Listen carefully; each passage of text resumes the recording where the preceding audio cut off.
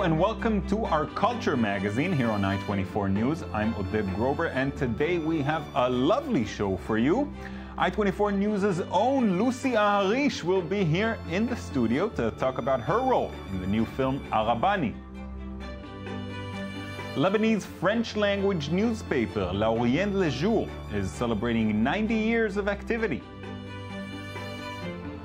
And an African family that has been playing one instrument for more than 70 generations.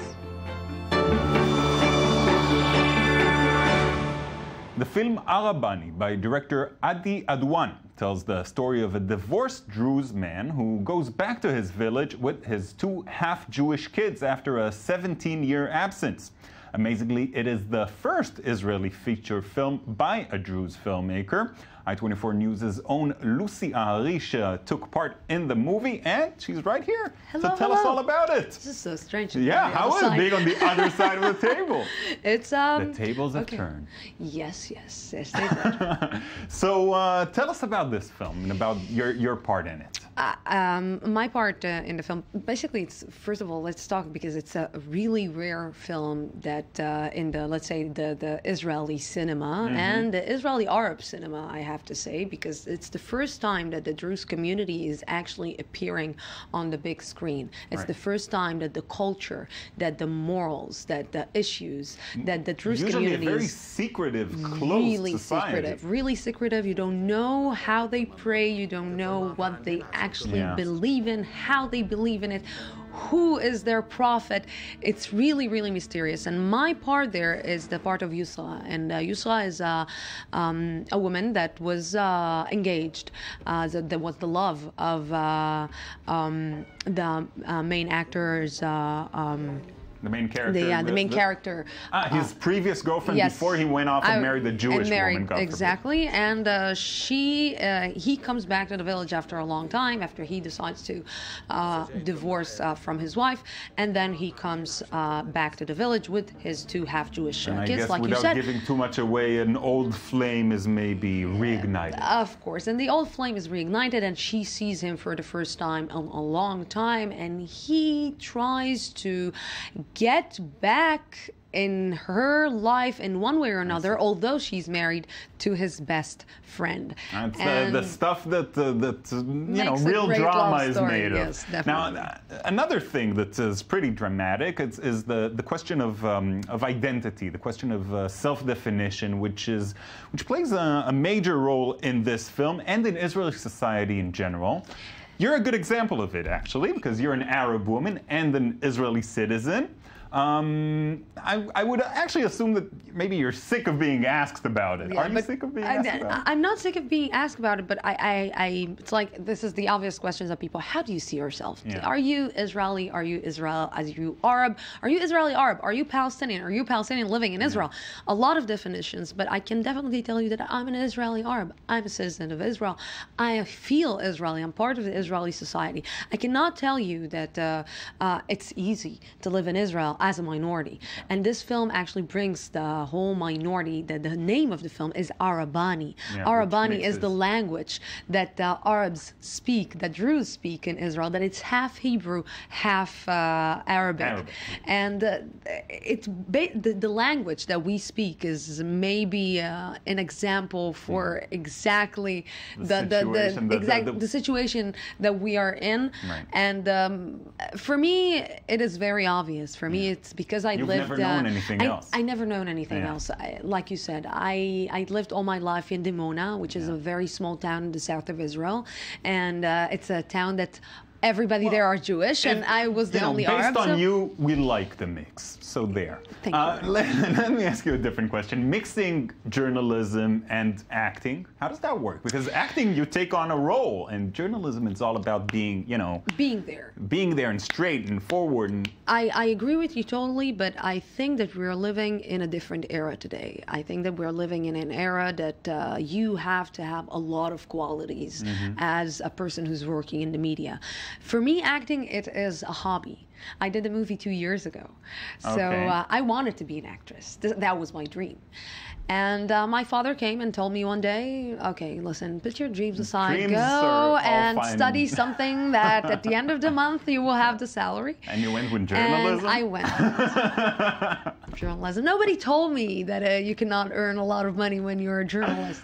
And I kind of gave up my dream, although I studied theater in the university. But it always was my hobby. It always was a passion that I had. So I don't do everything. I don't do like every single thing that I'm offered. And I still I'm doing auditions from now.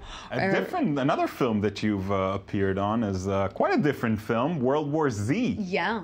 How was that like, working on such a big First of all, I project? was left on the editing room. They left me in the editing room. It was 5 days shooting in Malta, but and I was Palestinian woman with hijab number 100, and it was, I have to say, it was a great experience because when you see Arabani, the experience of Arabani came right after I was in Malta, and to shoot a film with one camera and to be in a Hollywood production, $150 million production, when there are 5 or 6 cameras shooting at the same time, it was a totally different experience. You get to experience all the different flavors of cinema. Yeah, Lucy, this is why we're living. This is why we're living, to live everything and to see everything. And at least someone is doing it. at least someone. Lucy Ahrahish, thank you so much. You're welcome. Moving on, in Beirut, Lebanon, the leading French-language daily newspaper, L'orient Le Jour, is celebrating 90 years of existence. This pillar of Lebanese press has witnessed many conflicts that plague the country, but has managed to survive. David Gombin brings us the story.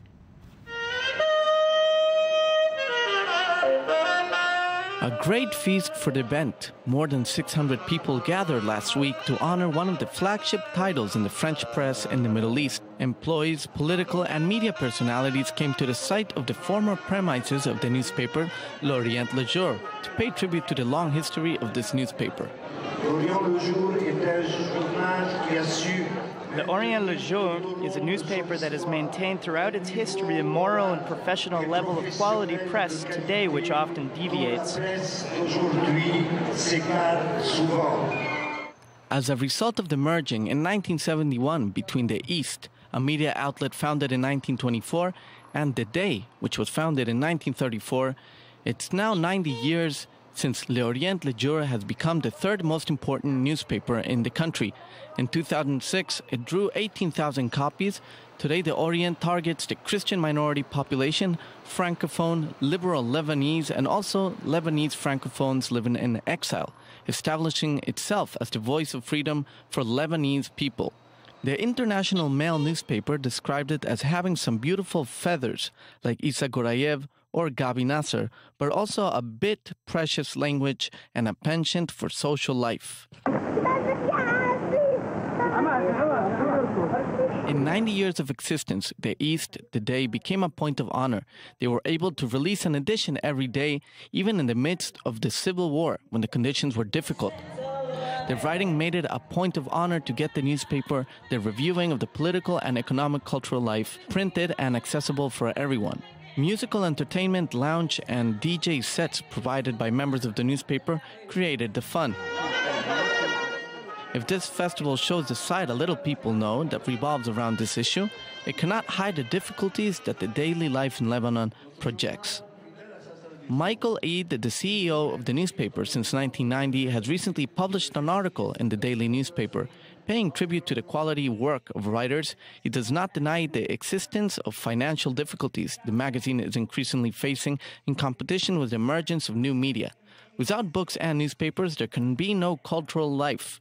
After crossing and testifying some of the worst conflicts in history of the Near East, the legendary newspaper prepares for the last of its battles to survive against the presence of the internet. Not a foregone conclusion. Still in Lebanon, farmers in the Bekaa Valley are unexpectedly thriving with their crops of cannabis as the bloody conflict in Syria distracts the Lebanese troops and security forces. Supporters of legalization in the country sees this as an economic opportunity. Daniel Campos has more. The tensions at the Lebanese-Syrian border are causing at least one industry to flourish, the growing of marijuana. The farmers of the Bekaa Valley have used the diversion to Lebanese forces as an economic opportunity. In the past, the Lebanese army would descend annually on the fields to destroy the illicit crops, but this year the harvest has grown without interference. We want to live as everyone else does. If they want a confrontation, that's no problem for us. It will be harvest season soon. If they want to come for us, they can come. But if they want to legalize it, we'll thank them and tell them they are good people. Marijuana is not a new business in Lebanon. During the period of the 1975-1990 civil war, the country was known for the quality of its cannabis and fed a flourishing industry that generated hundreds of millions of dollars a year, which subsided when the civil war ended. Yeah, is that a joint, man? The trend throughout the world in recent years, and especially in the U.S., to legalize marijuana has led some prominent Lebanese figures to add their voices to the farmers. Calls for cultivation to be legalized, though smoking marijuana remains a taboo among conservative circles in Lebanon. Prominent economists believe that the crops can strengthen the Lebanese economy. I think Lebanon needs this kind of farming to revive the Bekaa and Akka regions. According to my estimates, legalizing cannabis would add $2 billion to the Lebanese economy and $400 million to the state budget. While Lebanon is unlikely to take drastic legalization steps as those in Uruguay or U.S. states like Colorado, marijuana is poised to become more accepted in Lebanese society, not only as a potential income, but also as a recreational drug among the young, trendy youth of Beirut. In just a moment, we'll hear about a family that has been playing the West African harp for dozens of generations. But first, a few cultural highlights from around the world. Peter Baum, the world-renowned art critic and culture journalist, is exhibiting in Vienna. In his school days, he photographed well-known personalities such as actors and actresses. Working as a journalist, Baum's portraits of artists and his reportage pieces were regularly published, along with his exhibition reviews for the Austrian daily newspapers. The exhibition displays photographs he took between 1962 and 1973, and it will be on display until October. The Musée d'Orsay in Paris will feature the works of sculptor Jean-Baptiste Carpeaux, one of the most flawless incarnations of the romantic ideal. This exhibition, the first retrospective dedicated to Carpeaux since 1975, it aims to explore the contrasting works of this major figure in French sculpture in the second half of the 19th century, which according to French writers Alexandre Dumas was more alive than life itself. The show will end in September. The Photomed Mediterranean photography exhibit will take place at the Hôtel des Arts in Toulon, southern France. It's an invitation to rediscover and to honor Italian photography.